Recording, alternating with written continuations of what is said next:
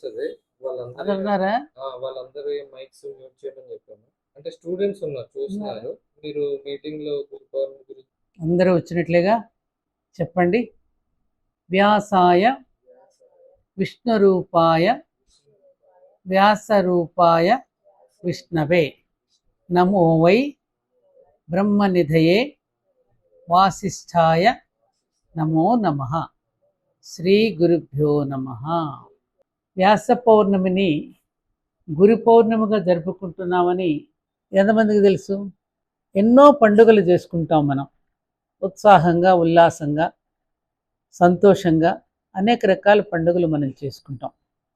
ఇదన్నింటికన్నా ముఖ్యమైనటువంటి పండుగగా మనం భావించాలి. ఎందుకంటే మన జీవితాలు ఆనందమయంగా, సుఖమయంగా, కష్ట దుఃఖాలని రెండు సమానంగా తీసుకుంటూ జీవిత పరమార్థాన్ని నెరవేర్చుకోవాలి అంటే ఈ వ్యాస పౌర్ణమి నాడు మనం తెలుసుకోవాల్సిన విషయాలు చాలా ఉన్నాయి. అసలు ఎవరి వ్యాసుడు, ఈ మహర్షి కథ ఏమిటి, ఇది తెలుసుకుందాం. ఏంటంటే ఒక దీపం నుండి మరో దీపం వెలగడానికి, అలాగే ఒక జీవితాన్ని ఉదాహరణగా తీసుకుని మరొక జీవితం రూపొందడానికి, మనల్ని సన్మార్గం వైపు నడిపించడానికి వచ్చే పండుగే ఈ వ్యాస పౌర్ణమి. సన్మార్గం అంటే ఏమిటి? మంచి మార్గం. మంచి మార్గం అంటే ఏమిటి? మరి అది కూడా విడిగా చెప్పాలి. మంచి పనులు, చెడ్డ పనులు అని రెండు ఉంటాయని అయితే తెలుసు కదా. ఏది మంచి, ఏది చెడు, ఎలా ఉంటే మన జీవితం బాగుంటుంది, అలా ఎలా ఉండకూడదో, ఈ రెండింటినీ కూడా మంచి చెడుల మధ్య ఉన్న తారతమ్యాన్ని తెలియచేస్తూ గొప్పవాళ్ళ యొక్క మార్గంలో, సత్పురుషుల యొక్క మార్గంలో మనల్ని నడిపించేదే ఈ వ్యాస పౌర్ణమి. మరి ఈ ధర్మం, ఈ వారసత్వం మా గురుదేవుల నుంచి మాకు వచ్చింది. వారికి ఎక్కడి నుంచి వచ్చింది? ఆ పై నుంచి వాళ్ళకు వచ్చింది. మళ్ళీ వాళ్ళకి ఆ పై నుంచి ఒక్కరొక్కొక్కరు అందిపుచ్చుకున్నారన్నమాట. అందుకనే శ్రీకృష్ణుడు అంతటి వాడు కూడా ఏం చెప్పాడో తెలుసా? నేనేం కొత్తగా చెప్పడం లేదు మీకు. జనక మహారాజు వంటి రాజర్షులు దేనినైతే ఆచరించి తరించారో దానినే మీకు కూడా అర్థమయ్యే భాషలో చెప్తున్నాను అన్నాడు శ్రీకృష్ణుడు అంతటి వాడు. కాబట్టి విద్యార్థులైనటువంటి మీ అందరికీ ఆ గురువు అనే వెలుగుకు నమస్కరించి ఆయన ఆశీస్సులు తీసుకునేటటువంటి ఒక దివ్యమైన అవకాశమే ఈ గురు పూజ. వ్యాస మహర్షి నుంచి ఈ జగద్గురుత్వం వ్యక్తమైనటువంటి పర్వదినం గురు పౌర్ణమి. ఆ గురు పరంపర యొక్క ఆశీస్సులు చల్లని చంద్రకిరణాలుగా మన మనసుని తాకి మనలో ఏం మొలకెత్తుతాయి? జ్ఞాన బీజాలు మొలకింపచేసే రోజే ఈ వ్యాస పౌర్ణమి. అర్థమైంది కదా? అసలు ఈ వ్యాస మహర్షి ఎలా జన్మించాడో ఒకసారి తెలుసుకుందాం. సత్యవతి పరాశరుల యొక్క కలయిక ద్వారా జన్మించినటువంటి వాడు వ్యాసుడు. దాని అర్థం ఏమిటి? చాలా అద్భుతంగా చెప్పారు మా మాస్టర్ దీనికి. ఒకరోజు సత్యవతి యమునలో ధర్మార్థమై పడవ నడుపుతోందిట. అప్పటికప్పుడు పరాశర మహర్షి వచ్చి నీ పడవ ఎక్కుతాను నేను అన్నాడు. నడుస్తూ ఆ పడవ నడుపుతూ ఉండగా ఏమన్నాడు పరాశర మహర్షి? నీ నుంచి నేను సంతానం పొందాలని అనుకుంటున్నాను అన్నాడు. మరి అవకాశం ఇస్తావా అని అడిగాడు. ఇదేమిటి, మహాత్ములు కారణం లేనిది ఏది అడగరు. కానీ స్వామి, నేను మత్స్యగంధిని, నా శరీరం అంతా దుర్వాసన కొడుతోంది, అది మీ పొందుకు మరి ఎలా పనికొస్తుంది అన్నది సత్యవతి.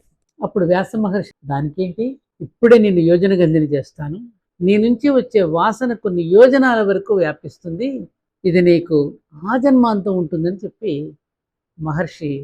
పరాశర మహర్షి పలకడం జరిగింది. అదేమిటి స్వామి, పైగా ఇది పట్టపగలు, ఇది ఎలా సాధ్యం అని. దానికేంటి, ఇప్పుడే నేను చీకటి ఆవరింపజేస్తాను అన్నాడు. ఎవరు? పరాశరుడు. ఇంకేమీ లేదు ప్రభు అంది సత్యవతి. అంటే అలాంటి దివ్యమైనటువంటి సన్నివేశంలో సద్యోగర్భాన అప్పటికప్పుడు వేదవ్యాస మహర్షి యోగిగా జన్మించాడు.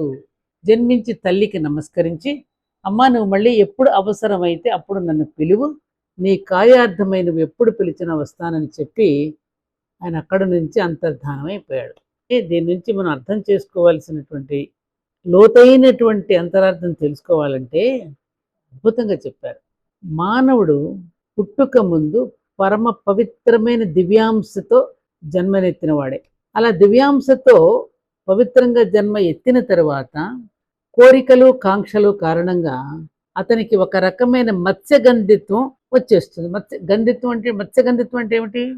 చేపల వాసన, పూర్వజన్మ వాసనలు అతనికి చుట్టుకొని ఉంటాయి. ఆ సమయంలో ఒకానొక సందర్భంలో పరమగురువు స్పర్శ తగిలినప్పుడు ఆ దివ్య స్పర్శ వల్ల అతడు పూర్వజన్మ వాసనల నుండి బయటపడి పూర్వ తేజస్సుగా భాషిస్తాడు. బాగా అర్థమైందా? అంటే గురువు యొక్క స్పర్శ వల్ల మనం పూర్వం చేసిన పాపకర్మలన్నీ తొలగిపోయి మనలో వివేకం జనిస్తుందన్నమాట. అప్పుడు శిష్యుడికి కూడా లోకంలో తనకంటూ ఒక పాత్ర ఉన్నదనే స్పృహ ఉంటుంది. ఇది ఆ వాసన సంచయమైనటువంటి స్థితి. కాబట్టి పరాశరుడి యొక్క స్పర్శ ఫలితంగా, గురువు తాకిన ఫలితంగా లోకమునకు ఒక స్పృహ కలిగిపోయింది.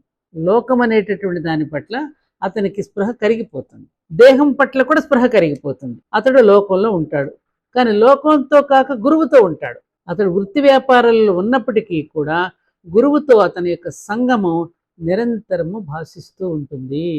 ఆ గురు శిష్యుల యొక్క బాంధవ్యం ఎప్పుడూ అలా కొనసాగుతూ ఉంటుందన్నమాట. మనిషి లోపల ఉన్న తేజస్సు సత్యవతి పరాశర స్పర్శ వల్ల, అంటే గురు స్పర్శ వల్ల ఆ తేజస్సు నుంచి వ్యాసుడు అనే వివేకం పుత్రుడుగా జన్మిస్తుంది.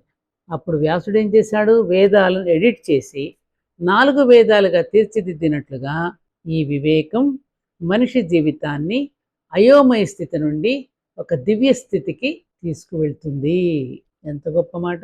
ప్రతి మనిషి జీవితంలోనూ జరిగే కథే ఇది. కాలం అనే యమునలో, దేహం అనే పడవలో ఉండి ధర్మార్థం మనిషి పడవ నడుపుతూ ఉన్న వేళ పరాశరుడనే గురువు యొక్క స్పర్శ వచ్చి మన అభ్యంతరాలు తొలగిస్తాడు. తన స్పర్శతో వివేకం అనే పుత్రుడికి జన్మ ఇస్తాడు. ఇది మన అర్థం. అంటే ఏమిటి? మనిషిలో ఒక వివేకం ఉదయించినప్పుడు ఇప్పుడు ఏం జరుగుతుంది?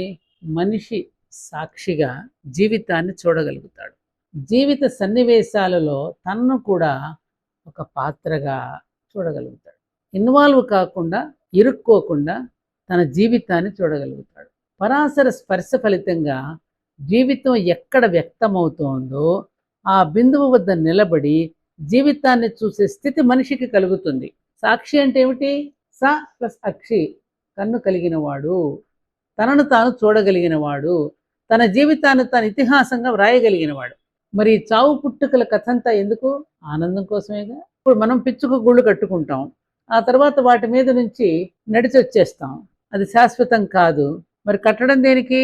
ఆనందం కోసం. చిన్నప్పుడు అందరం కట్టుకున్నాం కదా, పిచ్చుకు గూళ్ళు కట్టుకుని ఆడుకుని మళ్ళీ కాలుతో మనమే తన్నేసిపోతాం కదా.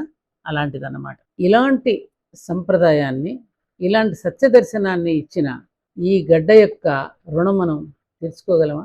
ఏనన్నా, ఇంతటి అద్భుతమైన సత్య దర్శనం ఏ దేశం ఇచ్చింది మీకు? ఎక్కడైనా ఉందా ఇలాంటిది? మరి దీని రుణం తీర్చుకోగలమా?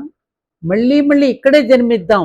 జన్మరాహిత్యం అంటే పుట్టకుండా ఉండడం కాదు, జన్మను ఒక గాథగా చూసే దృష్టితో జన్మించడం. ఇది గురు పూర్ణమి ఇచ్చే సందేశం అలా. మనకు గొప్ప ఉపదేశం.